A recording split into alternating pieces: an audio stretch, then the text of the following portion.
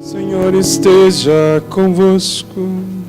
Ele está no meio de nós. Proclamação do Evangelho de Jesus Cristo segundo Marcos. Glória a vós, Senhor. Naquele tempo, Jesus dizia no seu ensinamento a uma grande multidão: tomai cuidado com os doutores da lei. Eles gostam de andar com roupas vistosas, de ser cumprimentados nas praças públicas, gostam das primeiras cadeiras nas sinagogas e dos melhores lugares nos banquetes. Eles devoram as casas das viúvas, fingindo fazer longas orações. Por isso, eles receberão a pior condenação. Jesus estava sentado no templo, diante do cofre das esmolas, e observava como a multidão depositava suas moedas no cofre. Muitos ricos depositavam grandes quantias. Então chegou uma pobre viúva que deu 2 pequenas moedas, que não valiam quase nada. Jesus chamou os discípulos e disse: em verdade vos digo, esta pobre viúva deu mais do que todos os outros, que ofereceram esmolas. Todos deram do que tinha de sobra, enquanto ela, na sua pobreza, ofereceu tudo o que possuía para viver. Palavra da salvação. Glória a vós, Senhor. Amados, que privilégio para nós, reunidos no final de um domingo, preparando-nos para bem iniciar a semana, que certamente é hoje o primeiro dia da semana, mas trabalhamos a partir da segunda, né? E hoje, como disse domingo passado, Deus tem sempre um encontro marcado conosco. A cada missa, por isso nós não temos o direito de faltar e nem de pular nenhuma. Deus tem algo muito especial para cada um de nós. É importante, quando nós decidimos em casa vir para a igreja, claro que ninguém vem aqui para ver padre, para ver não sei o quê, para ver não sei o quê. Não. Cada um de nós decidimos dar a Deus esse tempo. Permitir a Ele um gesto profético de dizer: fala, Senhor, fala que o teu servo escuta. Eu quero ouvir tua palavra que me dá direcionamento para essa semana, para esses dias, para as lutas que eu tenho travado e para as dificuldades que eu tenho enfrentado. Que não se engane não, cada um de nós trava uma luta todo dia. Você sabe disso. Não é igual. Nunca será. Mas cada um de nós estamos batalhando o tempo inteiro. E que você não duvide disso. Porque você mesmo sabe o quanto tem feito, né? E por onde tem passado, e as coisas todas que você tem enfrentado. E quem é que tem nos dado força? Ele. Hoje, costumeiramente, Deus tem mania dessas coisas pequenas para nos, né, mexer com a gente. Nós estamos num momento de crise, num momento de dificuldades, num país de corruptos e de corruptores. O tempo inteiro somos lançados ao desafio de acreditar, ainda acreditar que haja alguém sério, né, nas instâncias do poder dessa república tupiniquim que nós vivemos. Porque cada dia, cada situação vai minando as bases dessa democracia. E parece que ninguém toma providência, as instituições, né, instituídas não têm tido força e poder. Como é que vai ser? Será que é preciso que o outro lado tome atitude? Que os caminhoneiros fechem todas as rodovias que cruzam esse país? É preciso que alguém tome a providência de dizer, já que não tem, né, nas esferas constituídas, gente de brilho e de noção e de, né, entendimento, o povo tem. E vamos fazer valer as coisas. É triste, né? É triste porque dói em nós, brasileiros, olhar para esse país tão grande, rico, imensamente rico, mas que tem... É bom nem falar para não pecar, né? Que tem uma corja de bandidagem de todas as esferas, que vai varrendo, acumulando nos cofres de alguns, né, nas contas de outros, em detrimento da miséria e da pobreza e dos descasos com todas as situações. Eu estou começando a nossa conversa por aqui porque hoje a palavra vem bem a calhar. Você vai entender. 2 viúvas, e viúvas eram categorias sociais que naquele momento, e ainda hoje, né, são pessoas que não têm nada, de nadica, de nada. É Maria, ninguém. Né? Tinha os órfãos, tinha as viúvas, tinha os paralíticos, tinha os desempregados, os aleijados, coxos. Nós temos acompanhado nos últimos domingos, né, toda essa trajetória de Jesus. Faltam 2 domingos para terminar o ano litúrgico, porque na igreja a liturgia termina antes do ano civil. Já no finalzinho, no dia 29 de novembro, nós já teremos o primeiro domingo do Advento, começando já o outro ano litúrgico, né? É assim na igreja. Por isso, as leituras vão nos encaminhando para o desfecho final de um tempo que nos desafia a dar sempre uma resposta de fé. Como continuar acreditando, apesar de todos os desmandos, de todas as mentiras, de todas as barbaridades que a gente, né, assiste estarrecidos cada dia por essa televisão, né? É barreira que explode em Minas Gerais e um monte de gente morre, chuva e muitas enchentes no sul, né? Nesse país continental, ao mesmo dia você tem N coisas. Mas eu não quero entrar muito nisso não. Eu sei que tem alguns que acham que não é bom a gente falar disso. Mas não tem jeito. Nós estamos vivendo exatamente nisso.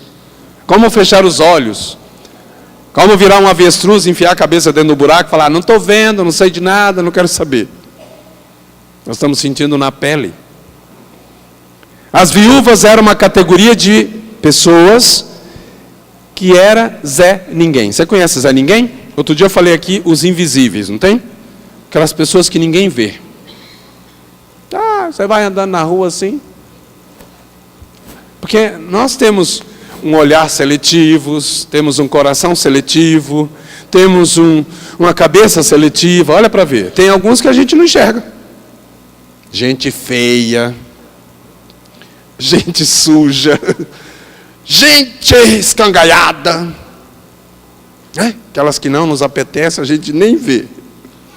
Verdade ou não? É. As viúvas eram uma categoria mais ou menos assim. Umas esquecidas lá, umas coitadas. Na primeira leitura do livro dos Reis, o profeta Elias, que estava fugindo da perseguição de Jezabel, vocês lembram lá no começo da história? O Elias é um dos profetas mais bem relacionados com Deus. Vamos dizer assim, era um grande amigo de Deus, o Elias. Tanto é que Diz a palavra que ele foi arrebatado. O Elias não morreu, não. Ele foi levado numa carruagem de fogo, lembra? Então ele gozava de um certo privilégio no negócio. Bom, mas eu não tenho muito tempo para trabalhar isso. Essa experiência da viúva da primeira leitura mexe com a gente. Porque naquele momento estava acontecendo algo parecido com agora, né? As barragens secaram, não tem chuva, não tem alento, não tem emprego para todo mundo. Apesar de Campo Verde ser uma das 30 cidades do Brasil que mais empregou nesses últimos anos, diz as pesquisas, não sei. Essas pesquisas sempre são encomendadas, ninguém sabe de que lado é que está a verdade do fato. Eu que não sou trouxa, e não vou acreditando em qualquer coisa, não. Mas, pelo sim, pelo não, estamos nisso. Né? Tantos que não têm aonde pedir socorro, os menores vão fechando as lojas, porque não tem como pagar tantos impostos, são 38 tipos de impostos que nós pagamos, e agora vão inventar mais 2, e assim vai. Né? Arrochando o negócio. Esse é o Brasil que vai para frente. Bom, mas já prometi que vou parar de falar disso, senão a gente vai cair duro aqui agora, em qualquer hora. Essa situação toda também estava parcialmente vivido por aquela viúva naquela circunstância. E o profeta chega esbaforido, estava seco, era deserto, ainda é deserto lá. E o profeta quer água, óbvio, né? Está com sede. Quer água e está com fome. E encontra a viúva. Deus colocou a viúva no caminho daquele profeta. Porque Deus de vez em quando coloca umas pessoas no caminho da gente. Você já pensou, não já? Você já encontrou com alguém no seu caminho que fala assim: meu Deus, como é que botou esse infeliz na minha frente? Eu rezei, Senhor, para o Senhor mandar uma pessoa de primeira linha. Olha quem que o Senhor me mandou. Pensa aí para você ver. Tem alguns que vêm de encomenda e vêm de propósito. Se a gente não ficar atento, é perigoso a gente esbravejar e maldizer o negócio. Quando vem da parte de Deus, prepara-te, né? Aquela viúva, desconcertadamente pela palavra do profeta, vai dizer aquilo que dói no coração da gente, né? Eu não tenho como te atender, porque o pouquinho que eu tenho eu vou fazer para eu e meu filho comer e a gente esperar a morte. Dói ou não dói? Dói. Não tem nada. É o último dos últimos recursos. E o profeta diz para ela: não se preocupe. Deus provê, Deus proverá. A sua misericórdia não faltará. Aí a viúva, se é ele que está falando, vamos lá.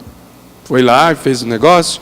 E diz a palavra que não faltou a farinha e nem o azeite, conforme o profeta tinha dito.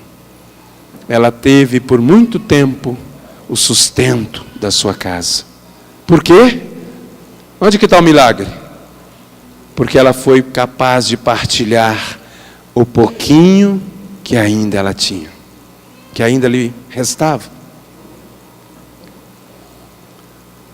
No evangelho de hoje tem uma outra viúva, que também nos impacta, porque essa viúva era muito mais lascada do que a primeira. Tinha só 2 moedas de prata, certamente não era de cobre, algum outro metal lá, que diz que não valia quase nada. Então essa era a Maria da Silva, da Silva não, porque tem os da Silva aqui, mas era Maria, Zé Ninguém, Maria Ninguém. Não pode ser da Silva não, tem um monte da Silva aí, né? Então, essa viúva, zero à esquerda, depositou no cofre do templo. No cofre do templo, né, quando vocês forem a Jerusalém, ainda tem a réplica do templo, eram 32 cofres. Não é à toa que Jesus depois pegou o chicote, porque o templo virou uma casa de comércio. Aí a gente vai entender por que ele... além das pombas, das treineiras que eles vendiam lá, tinha um monte de cofrinho para botar oferta. 32. O pátio era imenso, o pátio do templo, maior do que esse aqui, né? O templo tem sempre um grande pátio, aí a parte do Santo dos Santos, e onde o povo fazia o comércio e a vendeção das treineiras, né? Era assim. E ele ficou reparando na viúva. Jesus tem um detalhe interessante que para nós vale a pena ressaltar. Ele não fica olhando os granfinos e os finos, os brocardos de ouro, não. Ele fica reparando naquele povo que não tem chinelo no chão, no pé, naquele que está meio sujo, maltrapilho. Ele tem um outro olhar, ó. Ele não fica reparando os doutores da lei, como a leitura começa dizendo. Olha lá, os doutores da lei gostavam de ser bem vistos, vestiam umas estolas assim que veio lá da Polônia, e bonitas. Não, ele ficava reparando, desculpa a brincadeira, naquelas outras pessoas, que era insignificante, gente, gentalha, como dizia o Chaves, né? Gentalha. E aí, aquela viúva, que também não tem nome, a primeira não tem nome, só tem a cidade que era Sarepta, era uma região pobre. E a do Evangelho também não tem nome. Como que é o nome da viúva? Não sei. Maria ninguém. Não tem nome. A viúva foi lá no cofrezinho do templo e colocou 2 moedas. E era tudo que ela tinha. E Jesus, assim como na parábola do administrador infiel que nós ouvimos durante a semana, vai elogiar a atitude da viúva. Porque ela, mesmo tendo somente aquelas 2 moedas, não quis guardar para si mesmo, não recolheu, não disse, como outro dia eu ouvi aqui, aqui não, aqui só tem santo. Um dia eu ouvi, numa das filas do ofertório, né? A mulher chegou lá, deixa eu fazer a cena aqui, porque eu sou dramático. A mulher foi levar a oferta, aí tinha um cofrezinho ali, cadê? As urnas. Agora aqui não tem não, lá tem, né? Lá na igreja tem os cofres. Aí a mulher falou bem assim, eu que escuto bem, né? Eu estou ficando velho, mas não estou ficando louco, não.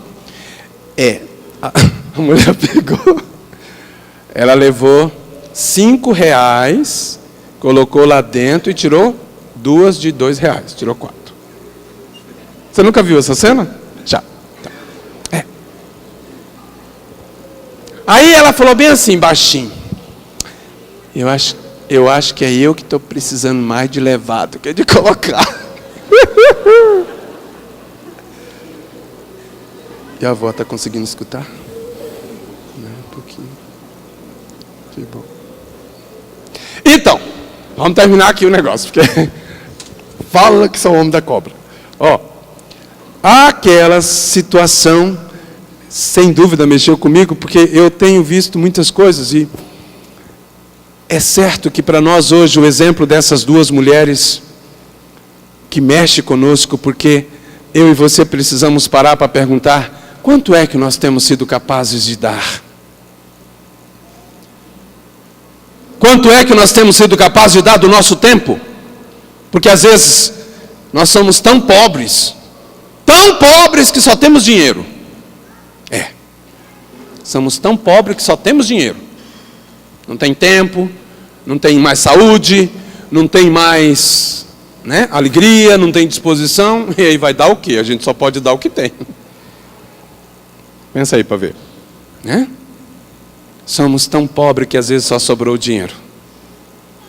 E quantas vezes nos dificulta abrir a mão, né, para repartir. As 2 viúvas de hoje nos ensinam, e é só para isso mesmo que está os textos de hoje, para ajudar a gente a fazer uma reflexão sobre a partilha. Certamente, eu não vou dizer porque eu não sou formado, né, nessa área, mas nós, muitos e muitos de nós brasileiros, somos capazes de reconhecer que o nosso país chegou ao que está, porque tem alguém que está guardando e acumulando coisas para si que não é dele. Para e pensa para você ver. Porque na lógica do Evangelho, toda vez que nós acumulamos ou guardamos, vai faltar para alguém. Se eu estiver errado, vocês me ajudam. É simples. É uma lógica própria do Evangelho. Toda vez que alguém apropriou-se e guardou, guardou, acumulou aquilo que não era dele, vai faltar para alguém. Agora aplica aí para ver nesse nosso país tupiniquim. Como é que o negócio é? Simples. Eu que sou meio burrinho, dou conta de entender o negócio. Simples. Enfim, vamos terminar. Nas duas viúvas, sobra para nós a reflexão do que é que nós temos feito do nosso tempo, das nossas posses, dos nossos recursos, daquilo que nós temos recebido. E agora sim terminamos olhando para Ele. Na segunda leitura de hoje, o texto diz: Ele não guardou nada para si. Ele deu a vida, tudo. Porque quando alguém é capaz de dar a vida, não tem mais nada. Está dando e doando tudo. As duas viúvas, ao seu jeito, deram também o que tinham. O que elas tinham naquele momento. Jesus deu tudo o que Ele era e tudo o que Ele recebeu do Pai, para que nós pudéssemos entender que é partilhando, que é doando, que nós fazemos acontecer o reino. E aí em tantos e tantos textos ele vai recordar isso. Se fizer um processo para te tomar a túnica, dê também o manto. Se te obrigarem a caminhar um quilômetro, caminhe 2. Ele vai além. Nessa experiência que nós muitas vezes, pelo egoísmo e pela lógica dessa cultura que nós vivemos, gananciosamente queremos tudo para si. Eu pensei que podia viver por mim mesmo. Eu pensei que as coisas do mundo não iriam me derrubar. O orgulho tomou conta do meu ser e o pecado devastou o meu viver. Fui embora, disse ao Pai: dá-me o que é meu, dá-me a parte que me cabe da herança. Fui pro mundo, gastei tudo, me restou só o pecado. Hoje eu sei que nada é meu, tudo é do Pai. Canta, igreja, você que sabe. Tudo é do Pai, toda honra e toda glória é dele a vitória alcançada em minha vida. Tudo é do Pai, se sou fraco e pecador, bem mais forte é meu Senhor, que me cura por amor. Levantemos nossos olhos para Jesus. E é do alto daquela cruz, que nós hoje podemos bater no peito e dizer: misericórdia de mim, Senhor. Eu não tenho sido capaz de dar sequer porcentos daquilo que o Senhor deu por mim. Se fôssemos mais solidários, se fôssemos mais partilhadores, repartidores daquilo que nós temos conseguido, certo? Porque pelo trabalho, por tanto sacrifício, haveria menos dor, haveria menos fome, haveria menos sofrimento, haveria bem menos, amenizadamente, tanta gente invisível, tanta gente esquecida, tanta gente sem alento e esperança. Tanta gente como as 2 viúvas, à espera da morte. Porque no hospital já não dá mais para ir porque não tem atendimento. Porque na escola também não dá porque não entra criança com o pé no chão e sem uniforme. Porque não dá mais para ir pedir uma vaga de emprego, porque ela não tem um mínimo de preparação, de conhecimento, de internet, da tecnologia. Abaixa sua cabeça, agora vamos terminar. E pensa nessa única frase, meu amado. O que é que até hoje você já conseguiu repartir e dar, e que não fez falta? Porque um pouco com Deus é muito, e aquelas 2 viúvas não tiveram nenhuma dúvida, mesmo sendo a última e os últimos recursos que elas tinham, elas entregaram. Eu não sei o que você tem, pode ser a última esperança, pode ser o último tempo, pode ser a última chance que você está dando. Confia no Senhor e entrega a Ele hoje tudo que você tem, tudo que você é. Esse despojamento é necessário, porque do contrário, Deus não tem chance de fazer completamente a sua obra em nós. Fica faltando alguma coisa. Assim como faltou para aquele jovem rico, que há 3 domingos atrás chegou aos pés de Jesus dizendo: o que eu devo fazer para herdar a vida eterna? Porque ele já tinha cumprido todos os mandamentos, mas não era suficiente. E Jesus lhe pediu uma única coisa. E eu lembro que aqui naquela noite eu disse para você: para aquele jovem rico faltava vender tudo que ele tinha, dar aos pobres e voltar.